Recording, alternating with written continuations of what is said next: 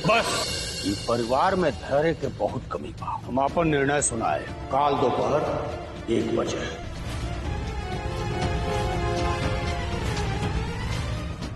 श्यामा चलिए, सब खाना खातिर इंतजार। श्यामा श्यामा ही का बा? जत्रा पहर केहू के टोके ना चाहिए। अच्छा ठीक बा, हमार भी सामान पैक करी, हम साथे चला।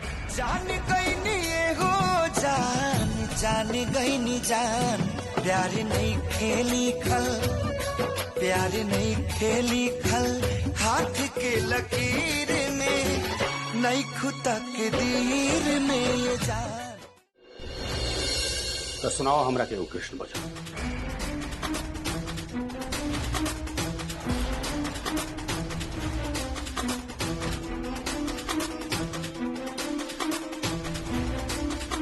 भैया बहुत कठिन परीक्षा ले लेनी आप श्यामा की।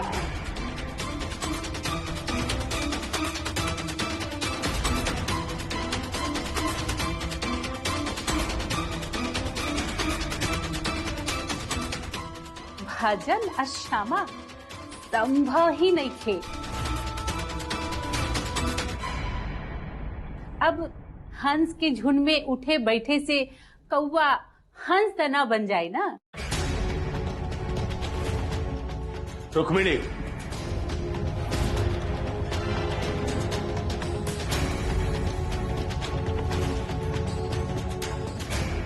जाए दी मौसी, आप भइल पूजा सफल। मछली दुल्हन, मुक्ति मिली ई लड़की के, ई घर में स्थान, ये निर्णय हमरा लेवे के बा। और तू कहे इतना उतावला हो रहल बाड़ू?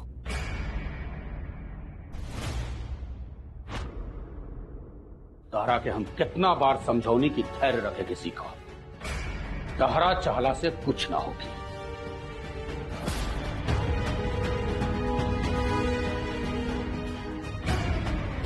रुक्मिणी, नैकी दुल्हन के गावे आवेला की ना, ई तहरा काला से तो हम माने ना। आ जौन तू कह रहल बाड़ू होकर नैकी दुल्हन के परीक्षा से कोनो मेल नहीं है।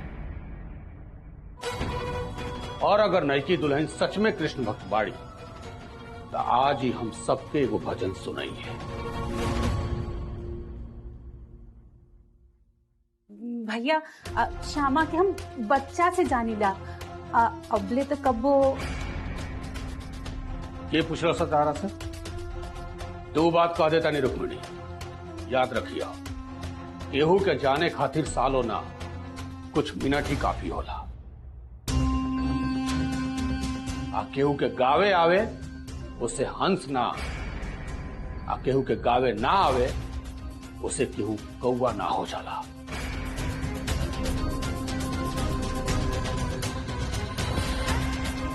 हमरा अपना बुद्धि विवेक से ही जाने दो कि छुटकी दुल्हन खातिर कृष्ण भक्ति साचों में नैकी दुल्हन खातिर जान प्राण बा। ये को ढोंग यह भी साबित हो जाए।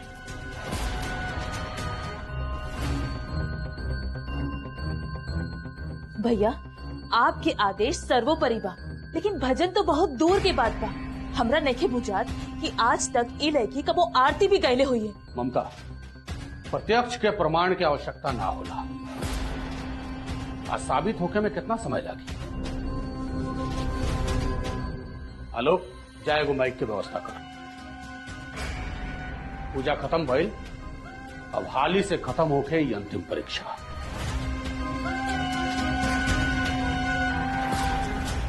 यजमान, अब हमें विदा करेंगे।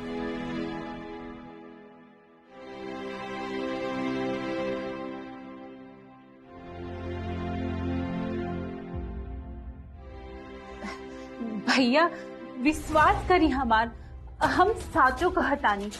श्यामा गीत। बस रुक्मिणी, हम जन कह दानी तो कह दानी।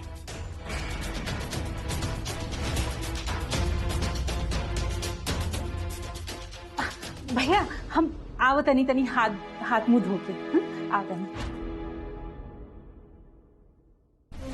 हमार लाज अब आपके हाथ में बा प्रभु। जैसी कबू द्रौपदी के लाज बचैले रहनी, आज हमार लाज बचाई कृष्णा। ई मौसी श्यामा के गावे से रोकत काहे रही? का राज बा?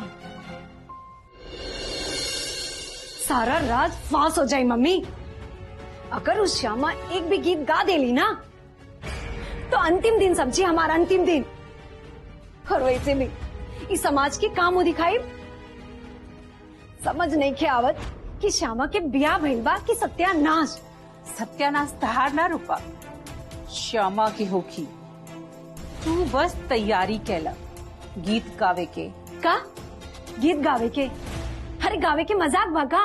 मजाक ही तो बनावे के बा रूपा। तू बस तैयारी कैला, एगो निम्मन गीत याद कैला।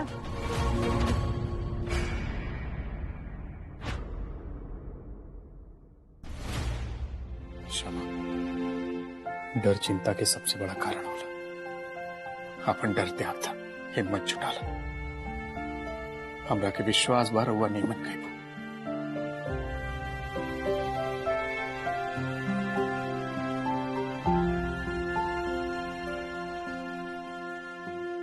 ऑल द बेस्ट।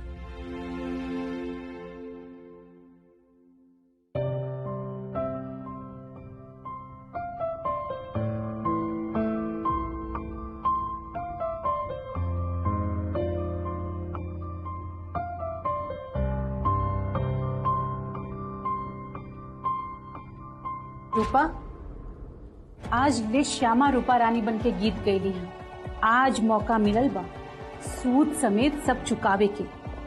देखिया चूक ना होए के चाहिए।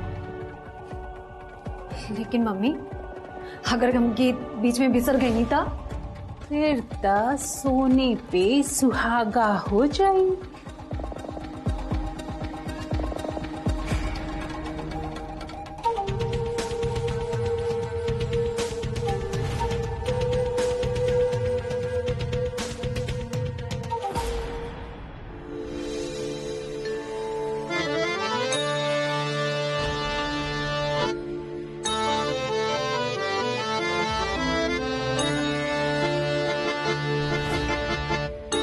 तो तोरे करब बराई माधव, का तो तोरे करब बराई माधव, का तो तोरे करब बराई।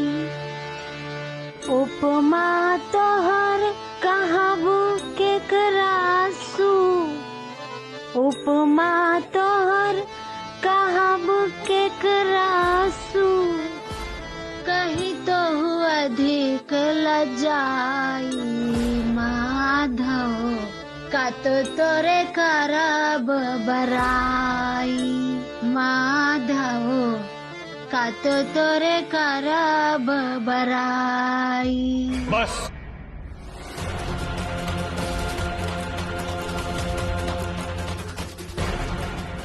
हो गए। निखिल चल यहीं पर साथ ले गए। भैया अब तक सब परीक्षा हो गई। फिर ममता, हम देख रहल बानी कि परिवार में धैर्य के बहुत कमी बा।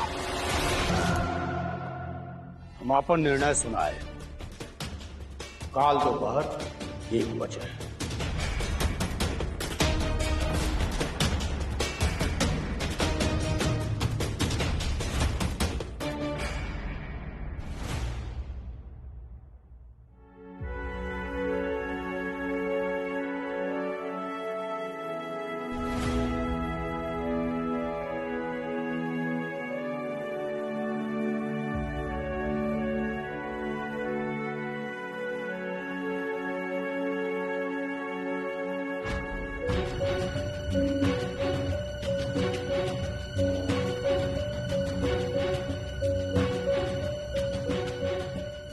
अंत भला तो सब भला।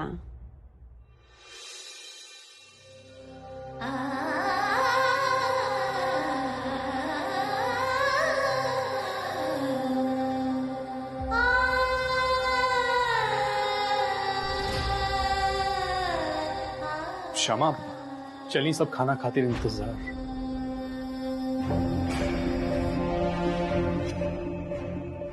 श्यामा, श्यामा ही का श्यामा, हम पूछता नहीं ये सब का जत्रा पहर केहू के टोके ना चाहिए। लेकिन नहीं जतरा बनावे के कालिस हमार मन, हमार योग्यता, हमार गुण जे आज पूरा परिवार देख लस हा। मामा जी के फैसला का भा ये हमरा मालूम नहीं है, लेकिन फैसला कैसे होगी ये ओकर मोदर ही बता देवेला। श्यामा, हमरा के बुझाता कि ज्यादा अंदाजा लगावे की जरूरत नहीं है। चल खाना खा ले। चली। अच्छा ठीक बा, हमार भी सामान पैक करी मौसा साथे चल।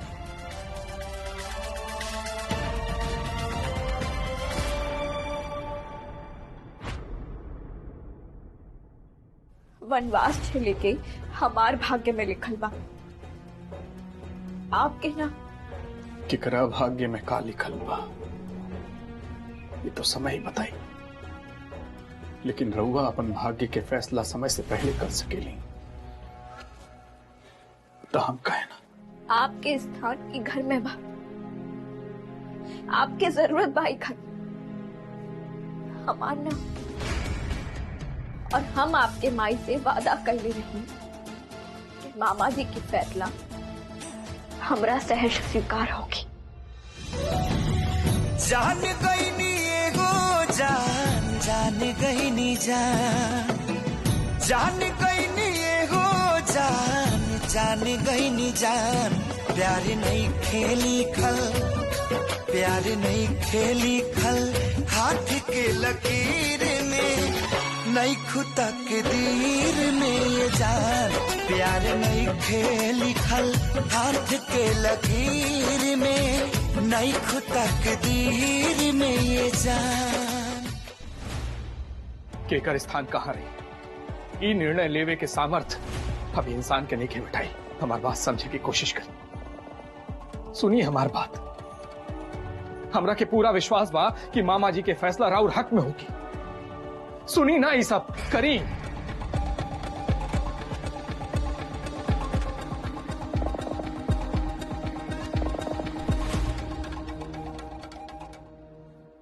क्षमा का रउआ के हमार विश्वास पे आस्था नहीं के। जितना हम रउआ के जाने ली, रउआ एको हिम्मत ही लई की बानी। प्लीज ऐसा मत करी, हमरा पर विश्वास करी। कुछ गलत ना हो कि रहुआ के साथ हमरा आंख में देखी। क्षमा समझे की कोशिश कर।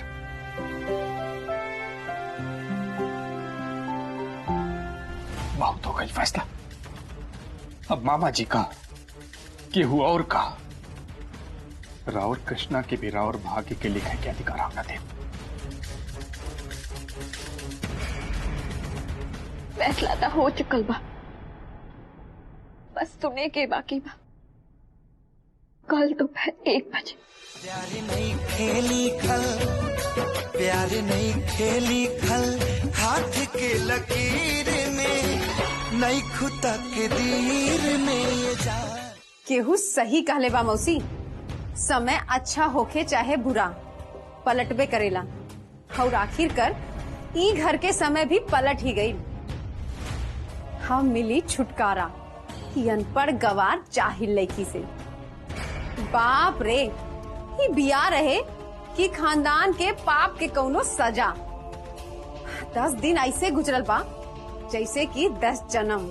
मजली दुल्हन, ई घर के पाप ना होखी श्यामा के कोनो पिछले जन्म के पुण्य जे बिता लेली इतना दिन ई राजमहल में। ना त झाड़ू पोछा में ही जिंदगी गुजरल रहे। लेकिन मौसी, एक बात समझ नहीं के आई कि आप श्यामा के गावे से रोके के काहे चाहत रहनी? अब देख लू ना, अब कैसे गावत रहनी हूँ, जैसे कोनो बैल चिघाड़ मारत रहे। हाँ, अब हमरा पता रहे ओकर आवाज, यही खातिर मना करत रहनी है। मुझे ठीक रहे, बेकार में मामा जी के चक्कर में कान के पर्दा फट गई। जाए दी इहो जरूरी रहे, ना तो उस सांप से कटवा के पूरा परिवार के मन मोले ले रहनी। मौसी जौने दिन उ लड़की घर से जाई ना, क्रिया खा के कहा तानी सबसे पहले करब हम गंगा स्नान और ओकरा बाद बाटा मिठाई, फिर सबकर मलकिनी एक माया। अब बस कल दोपहर 1 बजे के इंतजार बा।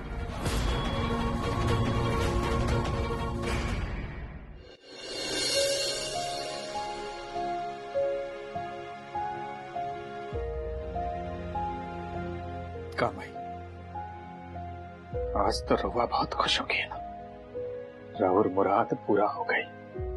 कल शाम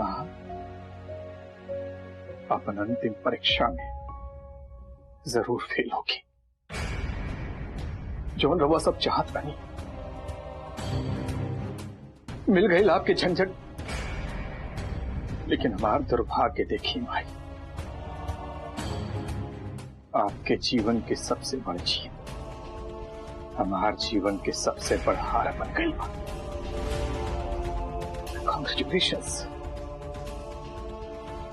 बधाई हो। इंतजार करें कल दोपहर 1 बजे की।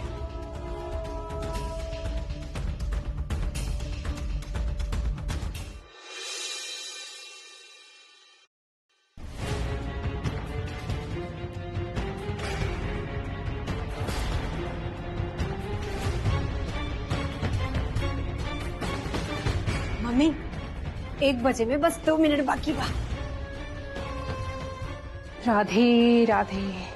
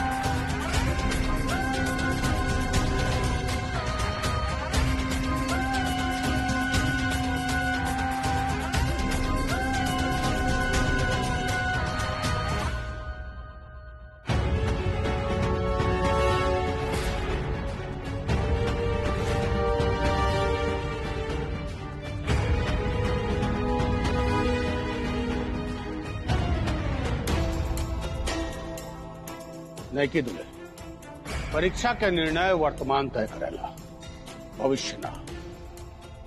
मतलब ई कि अगर केहू नीमन अंक से उत्तीर्ण होला, एकर माने ई कि ओकरा में गुण आ योग्यता बा, जे 4 पोथी पढ़ला से ना, कुल खानदान के संस्कार से हासिल होला।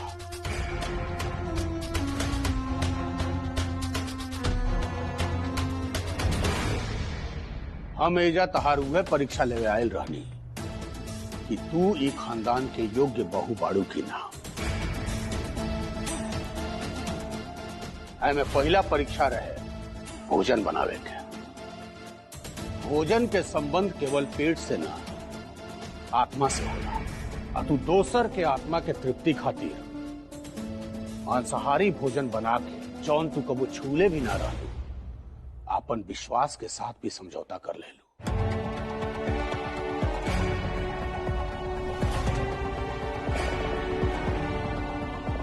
और ऐसे ही साबित होता कि तहार विश्वास, तहार व्यक्तित्व, नेम निष्ठा सब बात में तहरा खातिर सबसे पहले बात तहार परिवार। आई भइल एक गृहिणी के लक्षण। पूजा में जे तत्परता लगन से एक फूल खातिर तू अपन जान झोंक देलू, वो निखिल के प्रति तहार समर्पण आ प्रेम दर्शावता। आ निखिल के भी समर्पण तहरा प्रति कम ना रहे। जैसे सावित्री सत्यवान के प्राण यमराज से छीन लिए।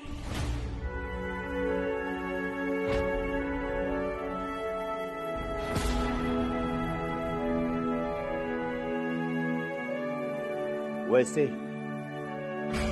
निखिल भी तहार प्राण बचाव लेने की दुल्हन। भक्ति के संबंध समर्पण आस्था से होला। जकरा होठ पर हर समय श्री कृष्ण के नाम रहेला, ओकरा भक्ति पर प्रश्न चिन्ह के सवाल ही नहीं है।